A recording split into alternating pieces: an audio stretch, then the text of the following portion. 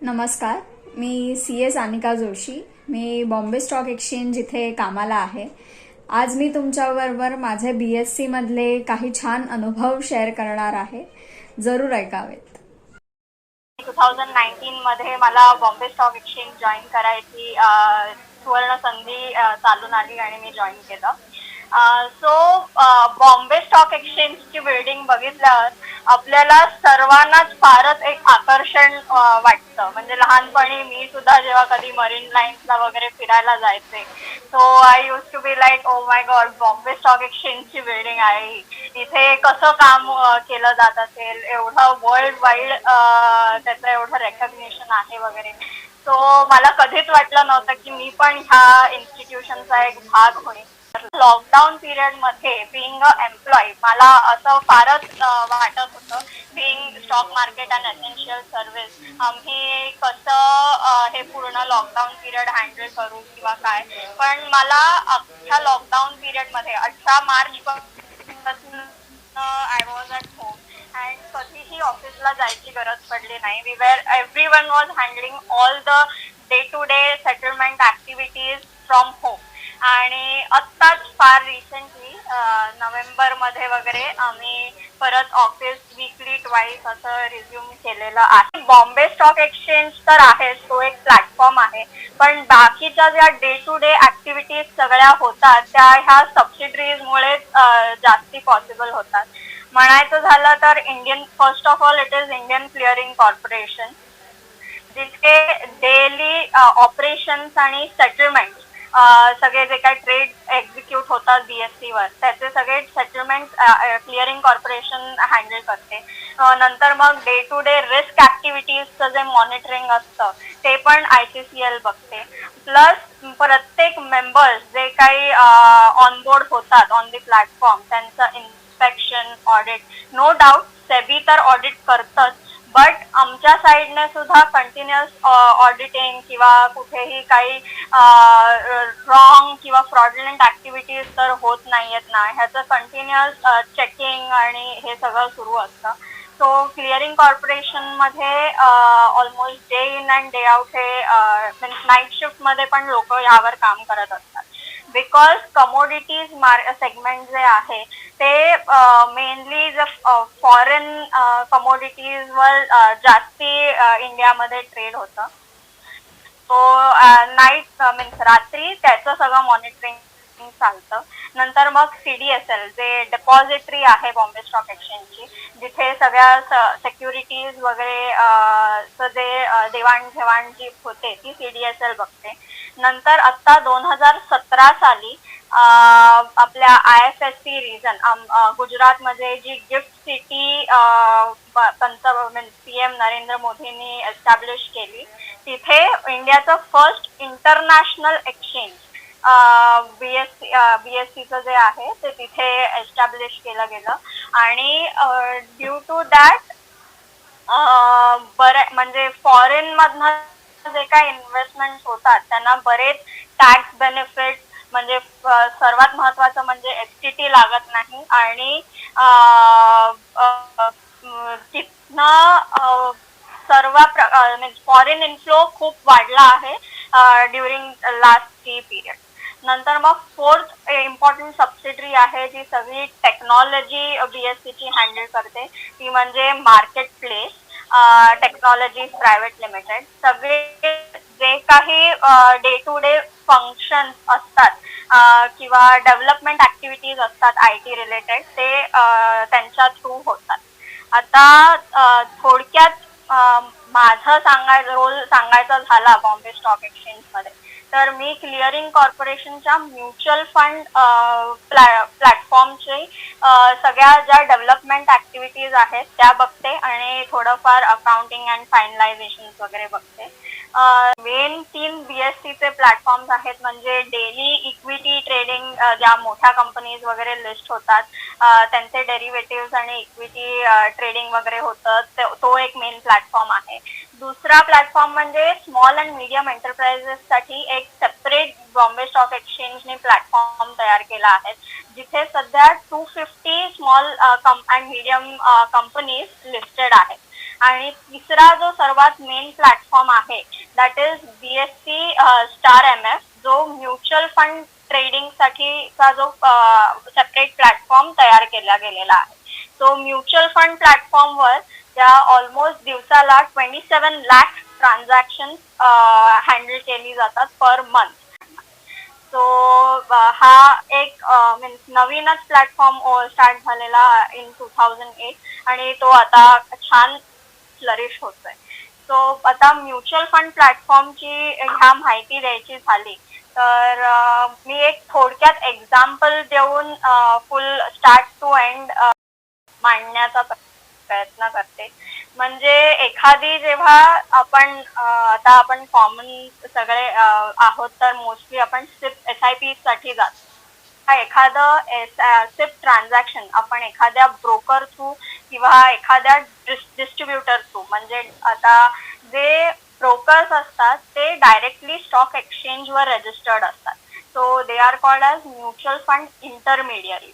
आणि जे direct AMC कडे रजिस्टर्ड असतात those are known as mutual fund distributor. Due to SEBI guidelines आता म्युच्युअल फंड डिस्ट्रीब्युटर्सना सुद्धा ह्या प्लॅटफॉर्म थ्रू ऑर्डर्स प्लेस करणं किंवा ट्रेड करणं अलाउ झालेलं आहे. सो जेव्हा आपण एखादं SIP रजिस्टर करतो, so firstly it might be through some bank or a distributor means mutual fund distributor. So तो डिस्ट्रीब्युटर एक ऑर्डर प्लेस करतो ह्या BSC स्टार MF प्लॅटफॉर्मवर. ही ह्या व्यक्तीने ही ऑर्डर आहे, ह्याचं मंथली SIP 5,000 रुपीजचं डिडक्ट झालं पाहिजे. So from Bombay stock exchange ह्या म्हणजे वेरियस इन्व्हेस्टर्स असतात, म्हणजे नंबर ऑफ 10 काउंट असते. सो ह्या डेटला ह्या लोकांचे एवढे SIP डिडक्ट झाले पाहिजे ही इन्फॉर्मेशन त्या रेस्पेक्टिव्ह बँक्सना जाते. मग ते बँक्स ॲट नेक्स्ट डे किंवा जसं त्यांचा शेड्यूल असेल ते SIP ट्रिगर करतात व तेवढी अमाऊंट आपल्या ह्याच्यातनं डायरेक्टली डिडक्ट होते. जेव्हा हे डिडक्ट होते अमाऊंट, नंतर पेमेंट ॲग्रिगेटर्सचा पण फार मोठा रोल असतो ह्या सगळ्यात. मग जेव्हा पेमेंट ॲग्रिगेटर्सकडे हे सगळं ट्रान्झॅक्शन कलेक्ट होऊन येतात, तर मग ते इंटिमेट करतात परत ह्या प्लॅटफॉर्मवर की हो ह्या माणसांचे एवढे पैसे आता कलेक्ट झालेले आहेत. सो तो एक वेगळा सेपरेट रिपोर्ट प्लॅटफॉर्मवर लोड होतो. मग तो लोड झाल्यावर ऑटोमॅटिक ऑर्डर्स इथे सक्सेसफुल म्हणून ट्रिगर होतात आणि पुढे त्याची ICCL कडे येतात त्या. आणि ICCL मध्ये म्हणजे इंडियन क्लिअरिंग कॉर्पोरेशन मध्ये ती प्रत्येक ऑर्डर व्हॅलिडेट केली जाते की हो हा माणूस बरोबर आहे, हे हा weather he is a Indian citizen or NRE or NRO, त्याचे जे काय कंप्लायन्सेस आहेत ते बरोबर फॉलो केले गेले आहेत की नाही. सो ते सगळं RTA कडे ही म्हणजे RTA जो असतो तो तिथे परत तिथे डबल KYC चेकिंग होतं प्रत्येक इन्व्हेस्टरचं की if he is allowed to invest, whether त्याचं जे ट्रान्झॅक्शन्स आहेत ते लिगल आहेत की नाही, हे सगळं तिकडे चेक केलं जातं. मग नंतर स्कीम्स मध्ये ज्या तो इन्व्हेस्ट करतोय whether those are correct and all. आणि परत RTA ICCL कडे एक रिपोर्ट पाठवते की yes we can go ahead with this transaction. So ते झाल्यानंतर हे जे पेमेंट ॲग्रिगेटर्स आहेत, म्हणजे आता आपण जेव्हा पेमेंट करायला जातो एखाद्या ट्रान्झॅक्शनचं, आपल्याला ऑप्शन्स येतात की either we can pay through BillDesk or we can pay through Paytm or आता जे UPI थ्रू आपण पेमेंट करतो or directly through debit card or cheque मधनं सुद्धा पेमेंट्स होतात.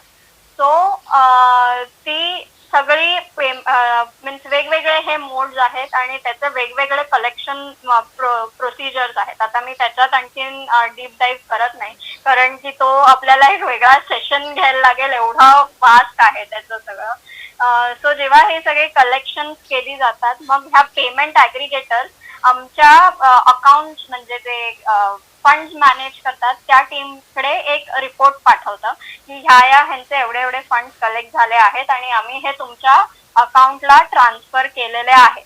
सो हे ट्रान्सफर आम्हाला हा ट्रान्सफर रिपोर्ट मिळाल्यावर आमची फंड्स टीम पण हे सगळं चेक करते की येस 100 रुपीज जर ते रिपोर्ट म्हणतोय की आमच्याकडे ट्रान्सफर झाले पाहिजे तर आमच्या अकाउंटमध्ये 100 रुपीज आलेत का.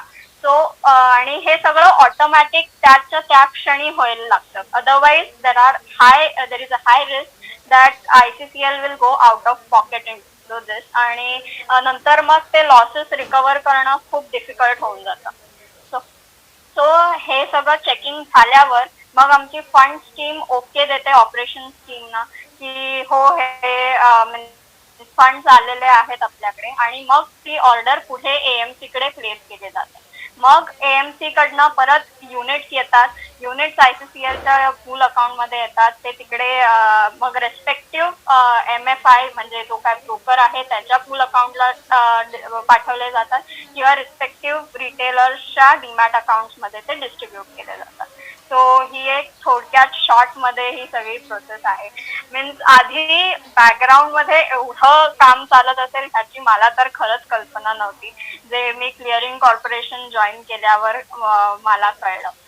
मग BSCचं सांगायचं झालं तर BSC हे सगळं मेनली वेगवेगळे बँक्स ऑनबोर्ड करणं किंवा वेगवेगळ्या कमोडिटीज प्लेस करणं ही सगळी कामं BSC मध्ये होतात. प्लस लिस्टिंग BSC हँडल करते आणि नंतर हॅलो लिस्टिंग वेगवेगळे हँडल करतं. आमच्या इथे जो आमचा अॅन्युअल एक हॉल आहे तिथे बरेच लिस्टिंग सेरेमनीज सारखे चाललेले असतात. आत्ताच रिसेंटली मला संधी मिळाली एक लिस्टिंग सेरेमनी अटेंड करायची. ती म्हणजे जेव्हा लखनौ म्युन्सिपल कॉर्पोरेशनचे बॉन्ड्स लिस्ट झाले तेव्हा योगी आदित्यनाथ तिथे प्रेझेंट होते आणि I got this opportunity to be present there and I could that was a real ceremony kind of thing आणि खूप छान हे झालं.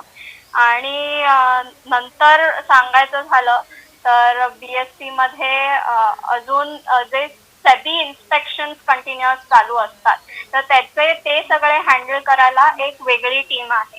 कारण की ऑलमोस्ट कंटिन्युअस इन्स्पेक्शन चाललेलं असतं. मीन्स कोणत्याही प्रकारचं अप डाऊन झालं नाही पाहिजे. म्हणजे काही फ्रॉडुलंट ऍक्टिव्हिटीज किंवा काहीही मॉनिटर करण्यासाठी त्यांचं ते सगळं इन्स्पेक्शन चाललेलं असतं. नंतर मग इंटरनल ऑडिट डिपार्टमेंट पण आहे जे डेली ट्रान्झॅक्शन वगैरे मॉनिटर करतात. प्लस इंटरनली जे काही पेमेंट्स किंवा प्रोसेसेस चाललेल्या असतात ते मॉनिटर करण्यासाठी इंटरनल ऑडिट डिपार्टमेंट आहे. मीन्स आत्ता तरी BSCचा हा एक्सपिरियन्स एवढा मला आलेला आहे. सो तुम्हाला काही आणखीन प्रश्न असतील तर you can definitely ask me. मी तो सॉल्व्ह करण्याचा नक्कीच प्रयत्न करेन. मला एक विचारायचं होतं मॅडमला. मॅडम हे डे टू डे ऍक्टिव्हिटी मध्ये BSC ला NSC सोबत कोलॅबरेट करायचं असं काही काम पडतं का दोन्ही इंडिपेंडेंटली पॅरलल चालत असतात? आता इंटरऑपरेबिलिटी हा जो कन्सेप्ट आलाय म्हणजे क्लिअरिंग कोणत्याही एक्सचेंजचं क्लिअरिंग कोणतीही क्लिअरिंग कॉर्पोरेशन करू शकते. तेव्हापासून NSC शी कॉन्टॅक्ट येणं जास्ती वाढलंय.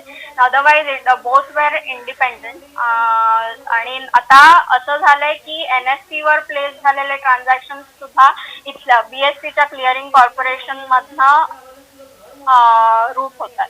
Because member has to be registered. म्हणजे जसा मेंबर जिथे रजिस्टर असेल त्याप्रमाणे ते क्लिअरिंग होतं. सो तेव्हापासून NSC शी संबंध वाढलाय. कनेक्शन वाढले. थँक्यू. सो मग आता इन्व्हेस्टमेंट सांगायचं झालं तर बिईंग अ BSC एम्प्लॉई मला सध्या ट्रेडिंग करणं तर अजिबात अलाउड नाहीये. आणि even if we have some holding we need to take prior permission before selling them. Means ती फुल अगदी MD पर्यंत त्याचं मीन्स हे जातं की whether I am eligible to sell this unit or not. जे जर रिसेंटली त्या ह्याच्यात काही ट्रेडला असेल तर देर आर व्हेरियस रिस्ट्रिक्शन्स की if I will be able to sell or not. But I am allowed to invest in mutual fund because direct तिथे कसं डायरेक्टली मी इन्व्हेस्ट करत नाहीये. It is the third party which is investing on behalf of me. Means जे काही day to day trading होतं that will be done by the third party. So mutual फंडमध्ये मी सध्या इन्व्हेस्ट करते आणि आता नॉर्मल कॉमन मॅनचं जर पर्स्पेक्टिव्ह घेतला तर it is like we want a safe plus high return investment. So मी तर सजेस्ट करेन की नेहमी आपला पोर्टफोलिओ जो आहे तो डायव्हर्सिफाईड ठेवावा. म्हणजे स्टॉक मार्केटमध्ये इन्व्हेस्ट करावं, no doubt about it. But काही रिस्क फ्री इन्व्हेस्टमेंट ज्या असतात जसं आपले बँक FDs झाल्या किंवा PPF झालं तिथे मीन्स रिटर्न्स जरी कदाचित कमी असले तरी it is risky. So diversified portfolio is very much important. तर प्रश्नाच्या नादाने मला हेच एक सजेशन द्यावंसं वाटतंय. शेअर डायरेक्ट सिलेक्ट करताना तुम्ही काय तुमची सिलेक्शन मेथड वापरता? म्हणजे टॉप 50 टॉप 30 पुरतीच तुम्ही मेथड लिमिटेड ठेवलेली आहे का एखादा शेअर तुम्ही शोधून काढता स्वतः आणि मग त्याच्यामध्ये तुम्ही काही स्वतःच्या पोझिशन घेता? मला ते पाहिजे होतं. ऍक्च्युली मला असं डायरेक्ट इन्व्हेस्टमेंट करायची संधी अजून आलेलीच नाहीये. कारण की मी CA झालेला जेव्हा आय स्टार्टेड अर्निंग मी तेव्हाच BSc जॉईन केलं आणि स्टार्टिंग पासूनच मला हे रिस्ट्रिक्शन्स लागू झाले. बट जर मला इन्व्हेस्ट करायचं झालं तर I will do a full research. मी एखाद्याची बॅलन्स शीट घेऊन मी ते अनालाइज करण्याचा प्रयत्न करेन आणि as I said I will keep the portfolio diversified. Me top 10 top 30 वगैरे मधले शेअर सुद्धा सिलेक्ट करीन आणि जे मीन्स हाय रिस्क वाले आहेत त्यांचे बॅलन्स शीट अनालाइज करून ते पण मी सिलेक्ट करण्याचा प्रयत्न करेन.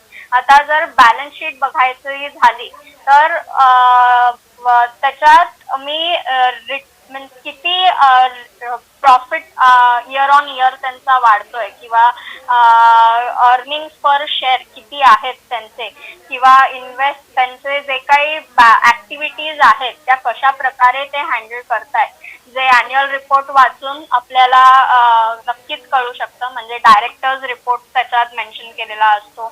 ऑडिटर्स रिपोर्ट मध्ये सुद्धा कधी कधी काही जर रॉंग कमेंट्स वगैरे असतील तर ऑडिटर्स रिपोर्ट वाचणं पण तेवढंच इम्पॉर्टंट आहे. कारण लगेच तिथे क्वालिफाईड रिपोर्ट जर असेल तर ती आपण बॅलन्स शीट सिलेक्ट मीन्स तो रिपोर्ट नाही सिलेक्ट करणार.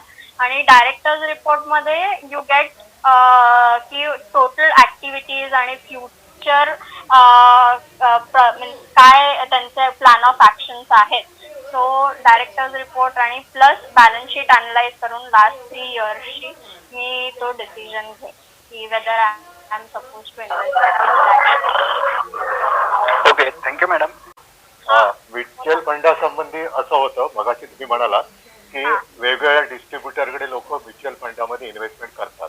म्हणजे आता समजा मी दोन वेगळ्या डिस्ट्रीब्युटरकडे इन्व्हेस्टमेंट केली. एका डिस्ट्रीब्युटरकडे केली, नंतर मला त्याचा अनुभव नाही चांगला आला, मी दुसऱ्या डिस्ट्रीब्युटरकडे केली. तर पूर्वी काय व्हायचं की ते जे स्टेटमेंट यायचं ना ते ज्या म्युच्युअल म्हणजे जसं ब्रोकरकडे एकाच जसं आपल्याकडे पोर्टफोलिओ येतो तसं त्या डिस्ट्रीब्युटरकडचं फक्त स्टेटमेंट रिफ्लेक्ट व्हायचं. पण आता मी बघतोय की CDSLचं जे मंथली रिपोर्ट येतात तर पूर्वी काय असं CDSLचे रिपोर्ट येतात त्या फक्त डीमॅटमध्ये म्युच्युअल फंडात इन्व्हेस्टमेंट केलेली असेल तर त्याचंच यायचं. पण गेल्या 1-2 महिन्यामध्ये असं बघतोय मी की जरी वेगवेगळ्या डिस्ट्रीब्युटरने केलेले असेल तरी सगळे म्युच्युअल फंड म्हणजे काही डीमॅटमध्ये म्युच्युअल फंडामध्ये लोक नॉर्मली ठेवत नाहीत. कारण म्युच्युअल फंडामध्ये शेअर सारखं काय असं दररोज ऍक्टिव्ह ट्रेडिंग नसतं. तर नॉर्मली नॉन डिमॅटराइज मटेरियलमध्येच 80% लोक अजून तरी करतात आय बिलीव्ह. पण हल्ली जे CDSLचं स्टेटमेंट येतं तर त्याच्यामध्ये वेगवेगळ्या डिस्ट्रीब्युटरचे सगळे त्याच्यामध्ये रिफ्लेक्ट होतात. तर अशी टेक्नॉलॉजी हल्ली काही अपग्रेड झाली आहे का की अजून त्याच्यात काही अपग्रेडेशन होत आहे का? तर तुम्ही त्या प्लॅटफॉर्मवरती काम करता म्हणून मला विचारायचं आहे प्रश्न. म्हणजे सध्या आता जे इंटरऑपरेबिलिटी जे सेबीने काढलंय, म्हणजे मी म्हटलं तसं मेंबर किंवा डिस्ट्रीब्युटर कोणाकडेही रजिस्टर्ड असला तरी त्याचं क्लिअरिंग जिथे ती सिक्युरिटी किंवा स्कीम लिस्टेड असेल तर त्या क्लिअरिंग मधनं ते होतं. त्यामुळे आता एक म्हणजे CDSL ला पण आणि NSDL ला पण एक ऍज अ ग्रुप म्हणून काम करायला लागतं आणि प्रत्येक म्हणजे जर आता एक ब्रोकर आहे तो त्या ब्रोकरकडे तुमचं नाव रजिस्टर्ड असेल तर तुमची सगळी माहिती सेबीला कळते एकाच ह्याच्या म्हणजे त्या ब्रोकरकडनं. सो हे जे इंटरऑपरेबिलिटी कन्सेप्ट जी आता सेबीने इंट्रोड्यूस केलेली आहे त्यामुळे सगळं एकत्र इन्फॉर्मेशन कलेक्ट करणं सोपं झालेलं आहे. सो ती तुम्हाला माहिती सगळी मिळते एकाच